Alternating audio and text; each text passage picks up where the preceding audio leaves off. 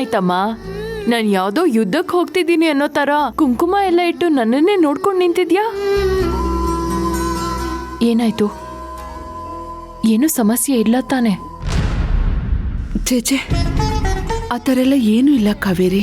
ಬೆಳಗ್ಗೆ ದೇವಸ್ಥಾನಕ್ಕೆ ಹೋಗಿದ್ನಲ್ಲ, ಅದಕ್ಕೆ ಕುಂಕುಮ ನಿನ್ನ ಹಣೆಗೆ ಇಟ್ಟೋಗೋಣ ಅಂತ ಬಂದೆ. ಕೊಡಿಲಿ. ಬಾ ಕೂತ್ಕೋ. ಅಮ್ಮ, ತಾಯಿಯಾಗಿ ನೀನ್ ಮಾತ್ರ ನಮ್ಮನ್ನ ಅರ್ಥ ಮಾಡ್ಕೋತೀಯ ಅಂತ ಅನ್ಕೋಬೇಡ.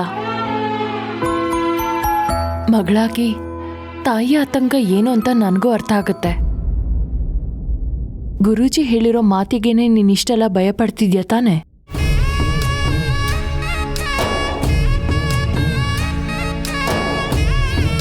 ಭಯ ಪಡ್ಬೇಡ ಅಮ್ಮ. ಆ ದೇವ್ರು ಜೀವನದಲ್ಲಿ ಎಲ್ಲ ಥರ ಅಗ್ನಿ ಪರೀಕ್ಷೆನೂ ನಮಗೆ ಕೊಟ್ಟಾಯ್ತು.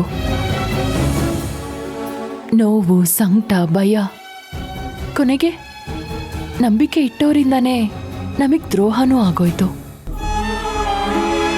ಆದ್ರೆ ನಾನು ಇದ್ಯಾವುದಕ್ಕೂ ಹೆದರಲಿಲ್ಲ.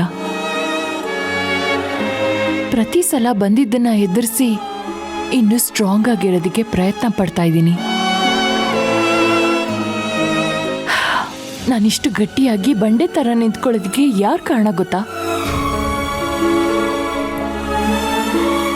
ಅಮ್ಮ, ನೀನೇ ಅಮ್ಮ. ನನ್ನ ಶಕ್ತಿ, ನನ್ನ ಆಧಾರ ಸ್ತಂಭ, ನನ್ನ ಆತ್ಮಶಕ್ತಿ, ನೀನೇ ಧೈರ್ಯ, ಎಲ್ಲ ನೀನೇನಮ್ಮ.